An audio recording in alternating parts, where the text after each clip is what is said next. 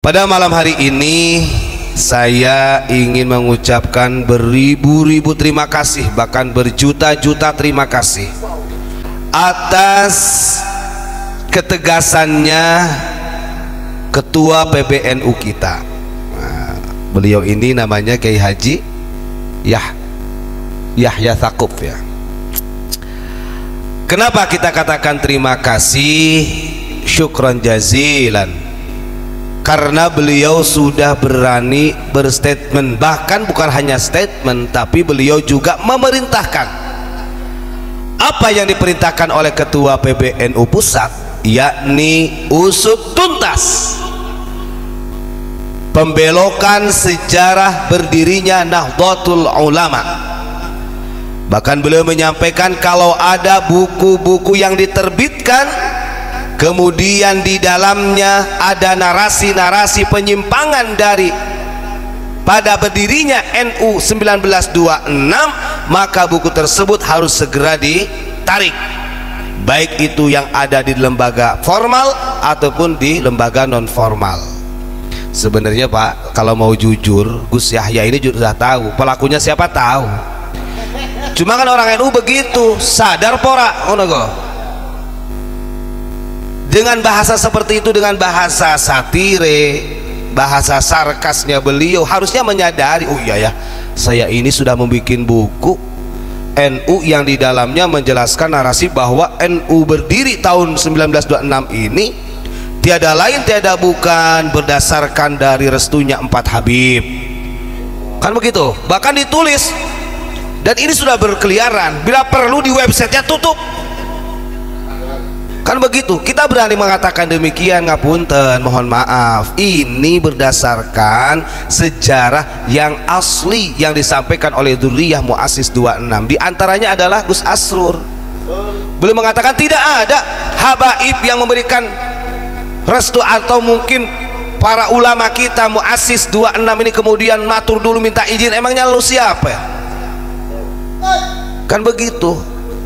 Justru kalau kita kerucut dalam sejarah, yang punya ide itu ya dari Mbah Nawawi Banten, walaupun beliau berada di tanah Hijaz. Dan ini berkiaran, siapa aja sih?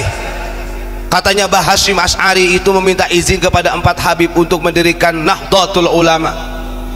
Logikanya begini, kalau benar-benar dari mereka ini mendukung penuh perjuangannya NU, tak perlulah ketika ada ngapunten Habib Ali Kuitang kemudian memproklamirkan dirinya sebagai warga NU. Kan begitu. Ini nggak logis. Bahkan saya pengen lihat di website ini, beredarnya di website mana saja, termasuk di websitenya Dalwa dan lain sebagainya, bahkan di NU online sendiri pun ada Pak. Kan gitu. NU berdiri pada tahun 1926 setelah mendapatkan restu dari sejumlah tokoh habaib di Jawa Timur, katanya, yaitu Habib Abdullah bin Ali Al-Haddad Bangil, Habib Abu Bakar bin Husain As-Segaf Bangil, Habib Abu Bakar bin Muhammad As-Segaf Gresik, dan Habib Husain Al-Haddad Jombang. Nah ini ada lagi, ini kadang-kadang saya mikir, kalau yang di buku Cahaya dari Nusantara ini kan ada Habib namanya Habib Hasyim ya, Habib Hasyim bin Yahya. Ini kok beda juga gitu referensinya. Jadi artinya berarti 5 habaib berarti kan. Nah hal-hal seperti ini betul kata Ketua PBNU, usut tuntas. Artinya jangan sampai kader-kader Nahdlatul Ulama ini justru akan goblok dengan sejarah. Kan begitu, ngapunten, ini kita tidak menghina, bukan untuk istihqar, tapi demi pelurusan sejarah. Maka itu perlu kita apresiasi, Ketua PBNU sudah mulai tegas. Dan kita tinggal lihat sekarang, mungkin ada yang lagi nonton, mungkin netizennya, monggo panjenengan percaya dengan apa yang disampaikan oleh oknum itu, atau percaya dengan Dzurriyyah Mu'assis yang punya manuskrip, yang punya data, dan itu tertulis semuanya. Tinggal begitu aja. Kalau sudah diberikan data manuskrip yang begitu jelasnya bahwa berdirinya NU kemudian dari apa namanya, sebelum Nahdlatul Ulama berdiri, ada Nahdlatul Tujar dan lain sebagainya, itu tidak ada satupun campur tangannya dari habaib. Itu disampaikan oleh Gus Asrul. Maka ini kadang-kadang ada orang yang memframing begini loh, dulu itu kan lihat aja Mbah Hasyim Asy'ari ini kalau dipanggil sering, kalau ngaji apa ihya atau apa gitu, sering memanggil salah satu habaib katanya. Itu beda urusan. Yang namanya ulama kita itu dari dulu itu diajarkan akhlakul karimah, siapapun itu dihormati. Jangankan kepada orang yang mengaku cucu Nabi, kepada orang yang maksiat, mabuk dan lain sebagainya masih dihormati kok.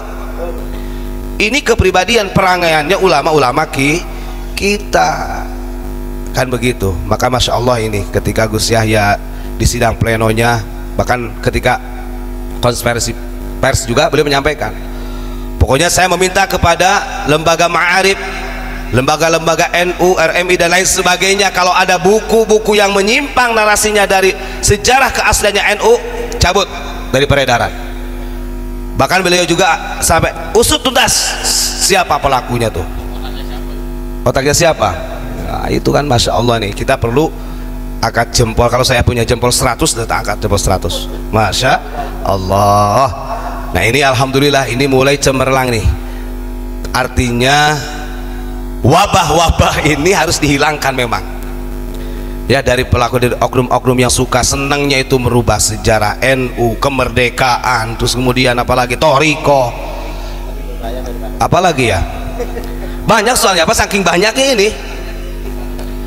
Nah ini ya, kalau ingin benar-benar diakui sebagai warga negara kesatuan Republik Indonesia, jadilah orang Nusantara. Dan jangan sekali-kali merubah, mengacak-ngacak apa yang sudah ada di Nusantara, baik itu tradisi, peradaban, apalagi sejarah-sejarah kemerdekaan atau Nahdlatul Ulama. Anda ini gak terasa Pak, orang-orang yang sudah berani membelokkan, dia telah melawan, kewalat bahasanya, kewalat dengan muasis, kan begitu. Itu sajalah Pak Kholis, saya cuma ingin mengangkat jempol buat Gus Yahya. Masya Allah ini, mudah-mudahan beliau diberikan kesehatan. Dan saya yakin yang biasa digembol-gembolkan oleh mereka, yang hak dikatakan hak, yang batil dikatakan batil, ini Allah. Allahumma arinal haqqa haqqa warzuqna tiba'ah, betul? Wa arinal batila batila warzuqna tinabah. Benar ini. Allah tampakkan sampai terbuka tuh. Kan begitu. Mudah-mudahan orang yang dengar sekarang juga yang lagi ngetik mulai terfikir, ya. Oh jelas Pak, saya yakin hatinya mengatakan demikian. Maka dzabal fuadu maro'a. Kok bener ya? Mesti gitu kan? Nah itu saja. Itu munafik namanya.